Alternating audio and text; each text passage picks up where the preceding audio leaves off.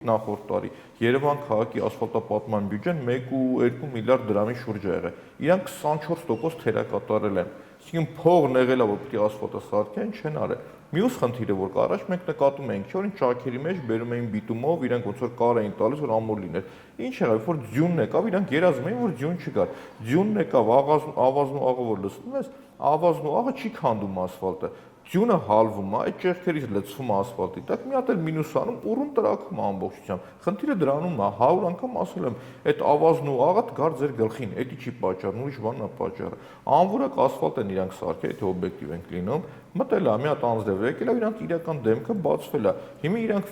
ֆիզիկապես ինչքան ուզում է իրանք ճղեն, չեն հասցնելու շուտ վերանորոգեն այս ոլորը, հասկանում եք, այնքան որ շատ է խնդիրը։ Մեկը անում են, մյուսն է բացում, մյուսն անում են, մյուսն է բացում։ Աբսուրդ է, հասկանում եք։ Երևան քաղաքում գծանշումների բյուջեն անցյալ տարի 630 միլիոն դրամ փող են ծախսել։ Դուք տեսնում եք,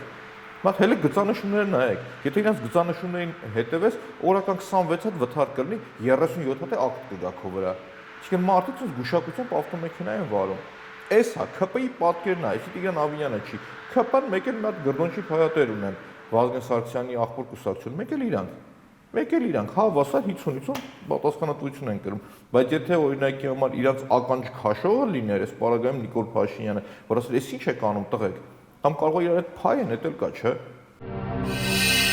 Բաժանորդագրվեք Արմաթ մեդիայի ալիքներին սոցցանցերում։ Հետևեք մեզ նաև Արմաթ մեդիա AM կայքում։